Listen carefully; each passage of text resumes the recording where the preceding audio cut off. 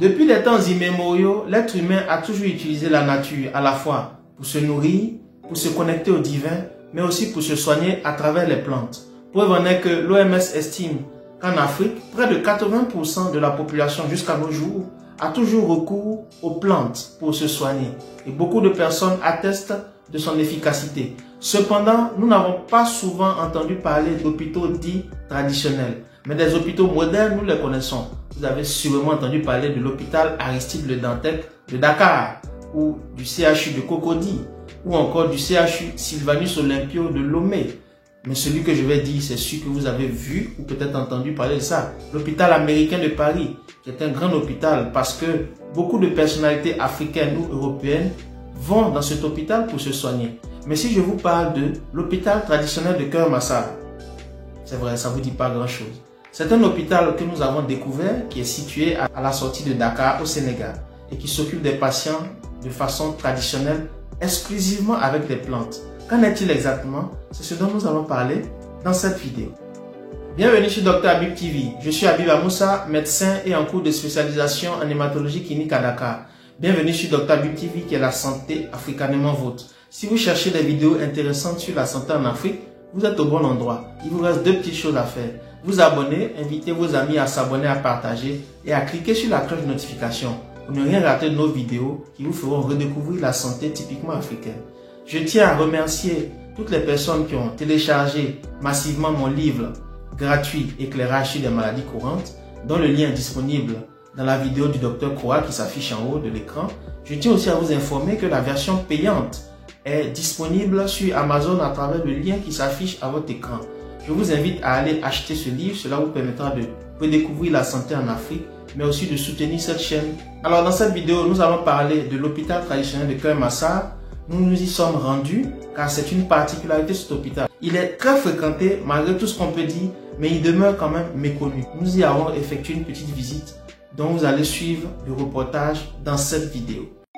C'est dans cette commune que se situe l'hôpital traditionnel de Keur Massar, initialement centre anti-lépreux, car il s'occupait à la base des personnes atteintes de lèpre, avec les multiples conséquences qu'il y a: défiguration, mal perforant plantaire, insensibilité et surtout les conséquences sociales, c'est-à-dire que les familles des personnes atteintes de lèpre les fuyaient.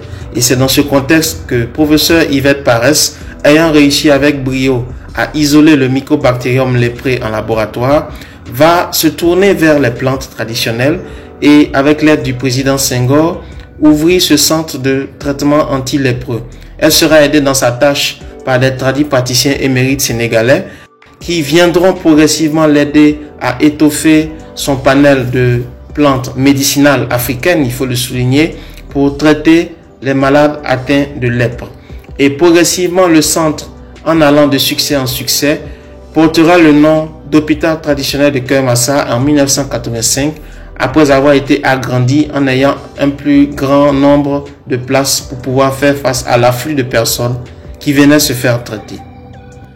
Il faut noter aussi que Keur Massar, ce n'est pas seulement un hôpital dit traditionnel qui s'occupe seulement des pathologies, mais c'est un lieu d'apprentissage pour les personnes désireuses d'avoir un petit plus dans le savoir-faire africain, surtout concernant les plantes traditionnelles. En effet, le centre permet aux médecins modernes, aux amoureux de la nature ou aux simples curieux d'apprendre les secrets des plantes traditionnelles typiquement sénégalaises et de facto africaines. Il est ouvert à tous et il permet d'avoir un petit plus par rapport à tout ce que la nature nous offre, surtout les plantes. Et cela a mérité notre attention, d'où notre petite visite dans cet hôpital traditionnel. Sans plus tarder donc, vous recevez l'hôpital traditionnel de Keur Massar dans toute sa splendeur. C'est parti. Bien, bonjour Monsieur Djibril-Ba. Bonjour. Pouvez-vous vous présenter et nous présenter l'hôpital, s'il vous plaît? Disons que je m'appelle Djibril-Ba, je suis le responsable de cet hôpital, l'hôpital traditionnel de Keur Massar. L'hôpital traditionnel de Keur Massar qui a été fondé en 1980 par le professeur Yvette Paresse, à la suite des travaux qu'elle avait menés au niveau de l'Université de Dakar. Donc elle avait réussi à cultiver le bacille Hansen, première mondiale. Et puis voilà, elle a eu l'idée maintenant de tester, de faire des antibiogrammes, des plantes médicinales, plantes sénégalaise réputée antilépreuse. Donc, l'essai concluant lui a permis maintenant de constituer une équipe de tradipraticiens autour d'elle. Et ils ont lancé ce qu'il est convenu d'appeler aujourd'hui Tata de Kermassar, mais qui était au départ un projet de recherche biologique sur la lèpre. Voilà. Donc, après, vous savez, au début, l'expérience ne concernait que la lèpre. Mais c'est par la suite que les gens sont venus aussi d'horizons divers pour poser d'autres problèmes. Donc, on a étoffé l'équipe médicale pour maintenant faire comme tous les hôpitaux du monde, à savoir consulter, conseiller, orienter, soigner. Pouvez-vous nous dire l'historique et les motivations de la création de l'hôpital? Bon, Madame Presse avait l'habitude de dire qu'il y avait d'abord une motivation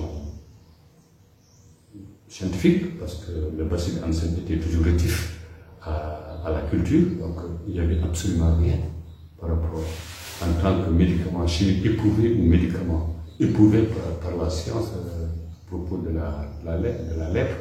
Parce qu'on n'était pas parvenu à isoler les germes. Donc c'était le défi majeur, pour elle c'était ça d'abord, cultiver le bassin. Et l'autre aussi c'était une motivation humanitaire parce qu'elle voyait bien dans les années 60 quand elle était au Sénégal. Ce n'est plus comme maintenant, mais on voyait dans la rue partout, on voyait des lépreux qui étaient là et qui mendiaient. Donc c'était une souffrance humaine qui était là, un problème humain qui était là, omniprésent. Vous avez parlé de tradipraticiens avec qui Dr Paresse a fondé l'hôpital. Pouvez-vous nous parler nous dire leur nom? Ben, elle a fondé l'hôpital avec Dadi Diallo, qui fut son maître, qui l'a directement initié. Il y a eu également Ablaye Fati, qui était le pédiatre du groupe. Il y avait Magui Ngom, qui était le gynécologue. Il y a aussi Ahmed Diaw, qui était le psychiatre du groupe. Et il y avait aussi Ahmed Silva, qui s'occupait surtout des problèmes infectieux, surtout par rapport aux hépatites, etc. Voilà. Mais ils restaient tous les guérisseurs de la lèpre. Bon, employer le mot guérisseur est déjà un peu hors de propos parce que ça n'a pas son équivalent dans nos langues africaines. Nous, toutes nos langues africaines rendent le mot soignant. Mais il n'y a pas de verbe cap, si je dois m'exprimer en Wolof. Donc le mot guérisseur, c'est un néologisme qu'on a essayé d'accompagner à notre culture, mais qui n'est pas approprié. En dehors de la lèpre, qui était le sujet initial de la création de l'hôpital, quel autre type de maladie vous traitez en ce moment maintenant? Oui, mais vous savez, mon hôpital aussi, c'est répondre aux besoins des gens. Puis toujours des nouveaux besoins, puis voilà, et puis on s'adapte. On essaie de créer, c'est pourquoi aujourd'hui nous avons créé toute une panoplie de médicaments, toute une panoplie de traitements. Puis depuis le protocole de consultation jusqu'au maintenant protocole thérapeutique, pour essayer de prendre en charge les maladies autant que faire se peut. Maintenant, il ne reste pas donc pour les problèmes d'insuffisance rénale. Nous ne touchons pas les femmes enceintes, on ne touche pas les bébés de moins de 3 mois. Aussi, nous ne touchons pas, voilà. La critique qui revient souvent avec la médecine traditionnelle africaine, c'est qu'il n'y a souvent pas de résultats statistiquement prouvés. Est-ce qu'au sein de l'hôpital, depuis sa création, est-ce qu'au jour d'aujourd'hui, vous pouvez nous dire, vous pouvez nous sortir des statistiques en termes de pathologie, en termes de guérison, d'amélioration, etc. Oui, mais vous savez, c'est des critiques. La critique est toujours facile et là difficile, comme on dit. C'est vrai souvent, pourquoi ce n'est pas documenté? Parce que la plupart du temps, c'est dans un cadre analphabète que la médecine traditionnelle s'exerce. Ceci dit, ici, nous avons l'habitude de dresser des fiches de consultation. Les gens, au fur et à mesure, viennent. Mais c'est difficile à prouver aussi parce que les gens, souvent, une fois qu'ils prennent le traitement, même s'ils sont guéris, ne reviennent pas pour savoir. C'est-à-dire que maintenant, c'est à l'épreuve, c'est-à-dire puisque ça fonctionne de bouche à oreille, c'est le niveau de renouvellement des protocoles. C'est-à-dire les nouveaux patients, par exemple, je vous donne par exemple l'exemple du protocole hépatite. C'est-à-dire quelqu'un qui guérit en parle à un autre qui vient prendre, etc. C'est comme ça qu'on voit l'effet boule de neige, c'est comme ça qu'on apprécie par exemple la valeur des traitements. Et voilà, c'est comme ça. Mais les fiches sont là, libres à tout statisticien qui veut venir compiler. Voilà, parce que tous les contacts des patients sont là, donc nous les appeler. Donc nous n'avons jamais jugé utile de fait une exploitation statistique. Elle reste là, elle est à la disposition de qui veut. Est-ce que l'hôpital est connu des Sénégalais d'abord, Sénégalaises et des Africains? Oh, je dois dire qu'ici, souvent, nous vivons une situation très anachronique parce que la plupart du temps, c'est les parents qui sont à l'extérieur qui les orientent ici. Sinon, la plupart du temps, c'est le voisinage, ou bien c'est les gens qui ont été ici pendant depuis longtemps, qui sont parce que c'est ça aussi, pour le dire, il y a des gens qui y croient et qui n'y croient pas. Mais l'hôpital étant excentré un peu, c'est pas facile d'y venir et donc, la plupart du temps, c'est pas vraiment les Sénégalais qui font fonctionner l'hôpital. Est-ce que l'hôpital est reconnu par les autorités sénégalaises? Est-ce qu'il y a une collaboration entre vous et les hôpitaux dits modernes et le ministère de la Santé? Ah mais non, la médecine traditionnelle n'est pas reconnue officiellement par l'État du Sénégal. On dit que c'est une médecine tolérée. Donc nous sommes comme tous les guérisseurs, les autres guérisseurs, tous les autres segments de la médecine traditionnelle. Nous n'avons pas de relation formelle avec le ministère de la Santé, parce qu'il n'y a pas de cadre législatif, pas de cadre légal. Donc du coup, nous sommes, souvent c'est par rapport à des acquaintances personnelles, des amitiés personnelles qui se nouent, etc., qui font que la confiance c'est ça, qu'on puisse travailler de temps en temps sur de petites expériences, tantôt, puis voilà, mais rien de formel, quoi, à notre grand désespoir. Avez-vous des partenaires pour vous aider à travailler avec l'hôpital traditionnel, des partenaires africains ou autres qui sont intéressés par ce que vous faites? Bon, l'État du Sénégal s'est illustré pendant très longtemps en nous octroyant des subventions pendant toute la décennie 2010, depuis 2004 jusqu'en 2011, parce que là nous avons régulièrement reçu des subventions d'État qui nous ont permis vraiment de survivre.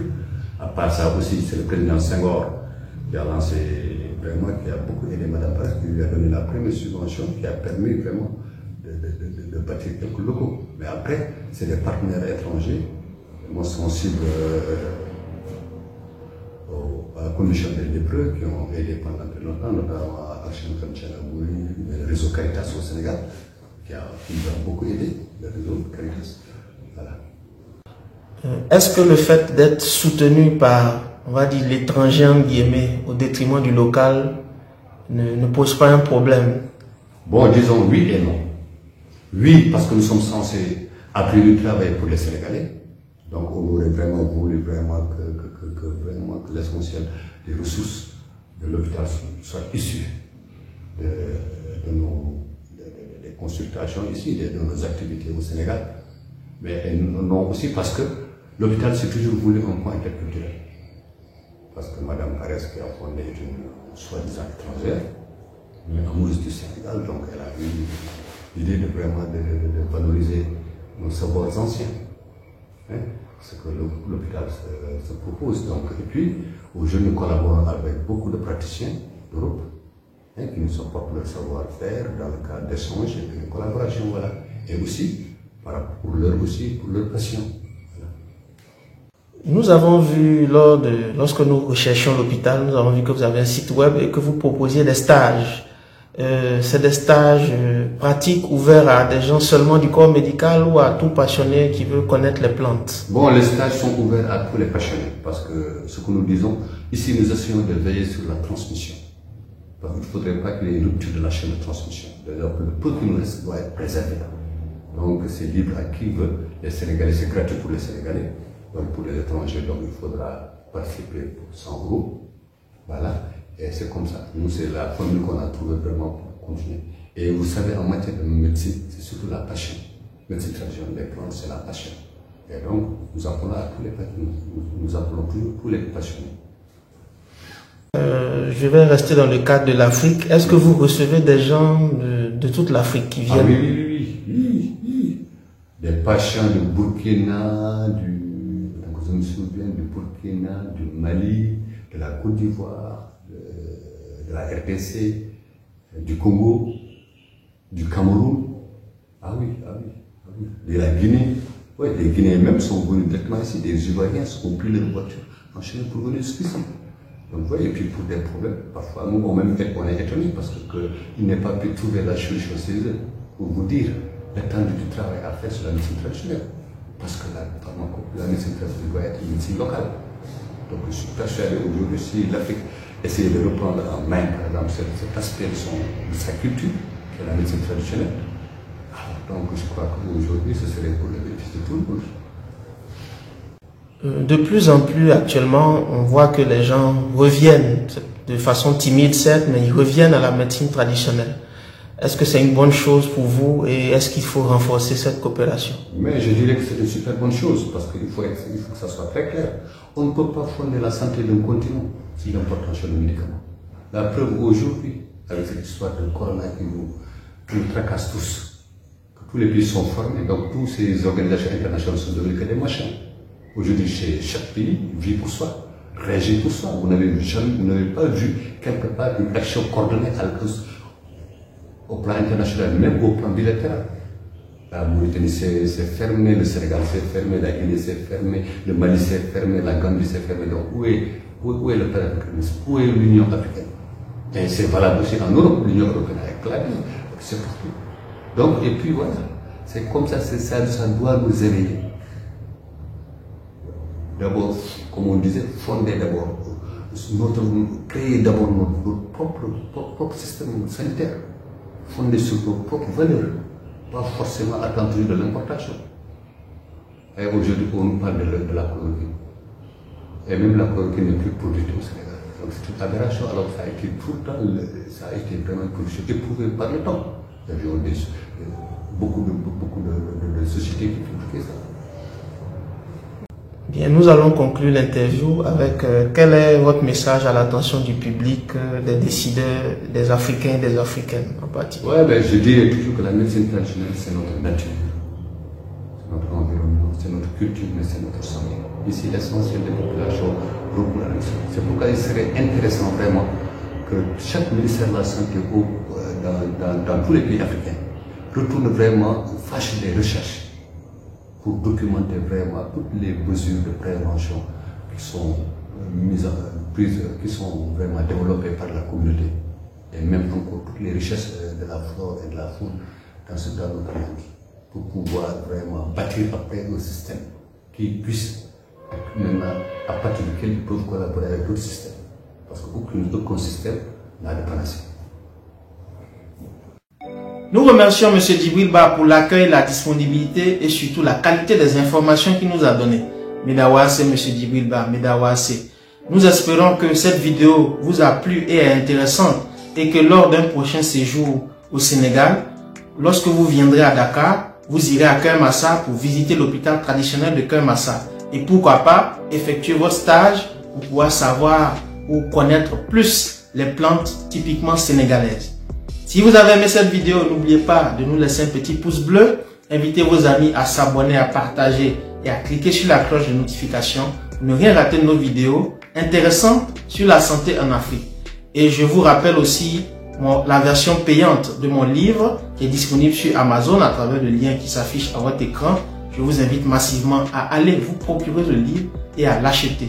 Sur ce, je vous dis à bientôt et n'oubliez pas, votre santé, c'est votre alimentation.